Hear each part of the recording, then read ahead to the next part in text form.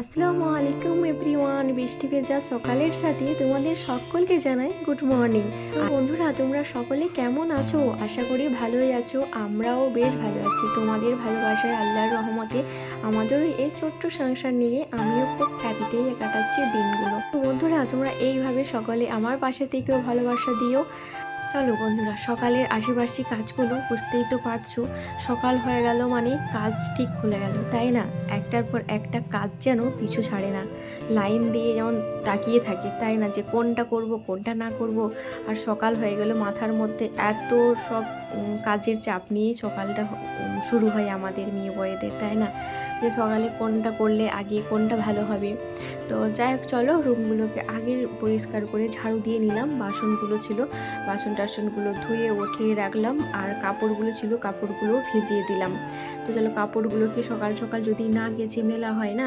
আর এখনকার এই যে কয়েকদিন মেঘলা হয়ে আছে, বৃষ্টি হচ্ছে, তো তার আগে কাপড় জামাগুলো তো শুকনো করাটাও দরকার। আর সকাল সকাল যদি কাপড়গুলোকে কেচে মেলতে পারি, তাহলে দেখবে তার পরের দিনে হাওয়াতে হয়তো অনেকটাই শুকিয়ে যাবে, তাই না? তো এই যে এখন রেডি হলাম, এখন যাব কিন্তু দেওরের বউ ভাতে যাব। তো চলো সকলে আমরা রেডি হয়ে নিই। দুই ছেলে অলরেডি আমার তো রেডি হয়ে গেছে। বড় ছেলেকে তো বলেইছিলাম আগের ব্লগে যে রেডি আর করতে হয় না।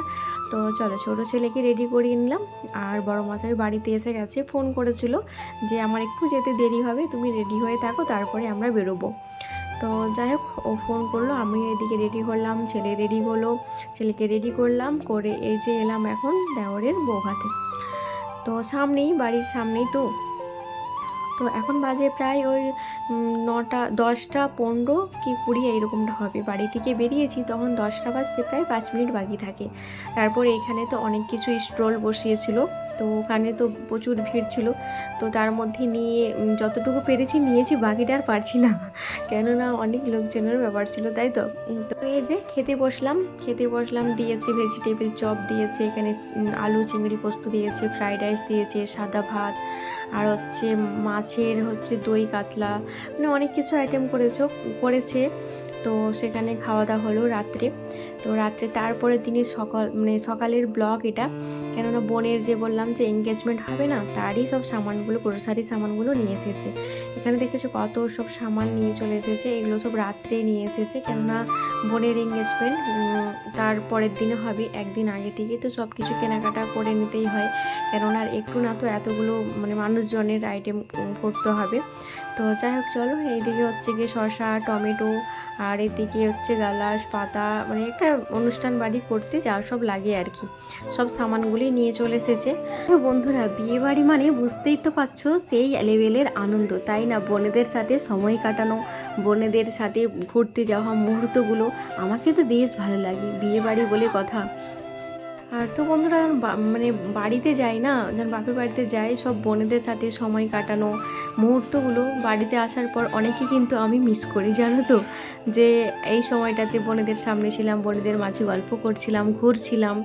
আর আমরা ওখানে যে যাই, ওখানে যখনই যাই আমি, কেননা যদিও বাড়িতে খুব কম থাকি, কেননা কাকিমাদের বাড়িতে, বোনের বাড়িতে, মামা বাড়িতে, সবার বাড়িতে ঘুরতে ঘুরতেই সময়টা কেটে যায়, তাই না? আর এত জোরে বৃষ্টি এসেছে, প্রচুর পরিমাণে বৃষ্টি হচ্ছে।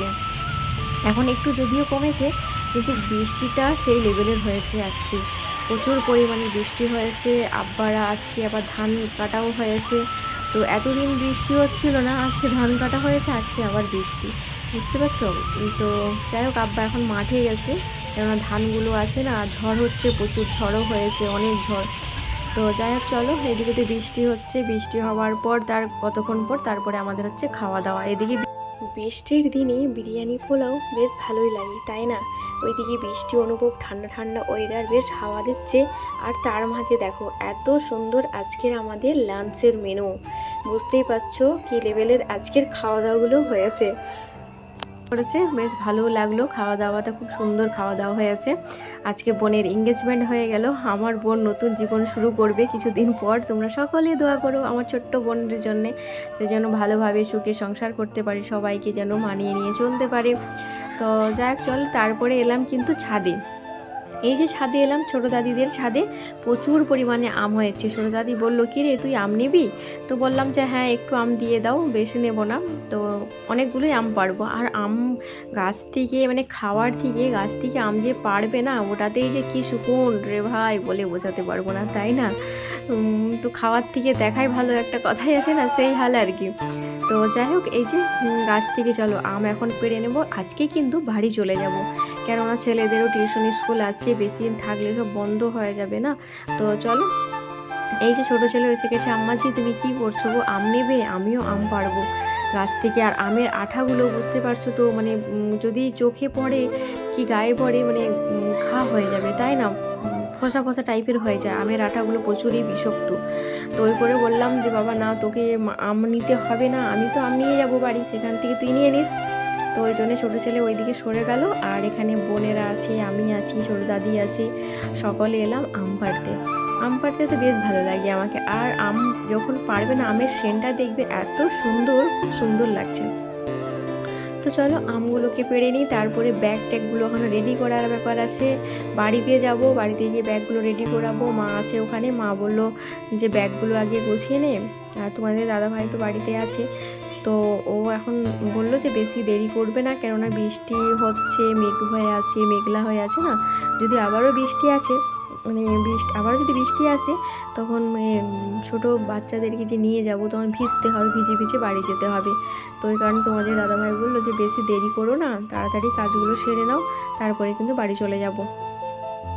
তো যাই হোক চলো, আমগুলোকে আগে পেড়ে নিই, তারপরে বাড়ি রওনা দেবো। আর এখনও ওখানে যাব, ওখানে গিয়ে আবার আব্বা কি বলে, এখন আব্বা বলবে বৃষ্টি হচ্ছে, মেঘ করেছে, বাড়ি যেতে হবে না আজকে, থেকে যা, কালকে সকালে তখন যাবি।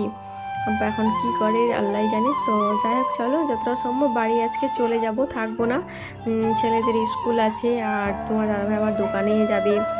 তো চলো আমগুলোকে পেড়ে নিই, তারপরে বাড়ি যাব। তো সাথে থাকো, দেখতে থাকো ব্লগটি কেমন লাগে। তো বন্ধুরা, আজকের ব্লগটা কিন্তু এই পর্যন্তই, বাকিটা কিন্তু ইতিহাস থাকলো। কেন বলো তো?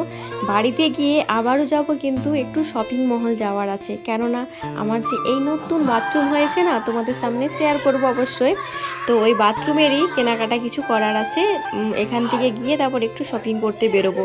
তো যাই হোক বন্ধুরা, আজকের ব্লগ এই পর্যন্ত। সকলে ভালো থেকো, সুস্থ থেকো। আবারও আসছি নতুন একটা সকাল, নতুন একটা ভিডিওর সাথে। আল্লাহ হাফিজ।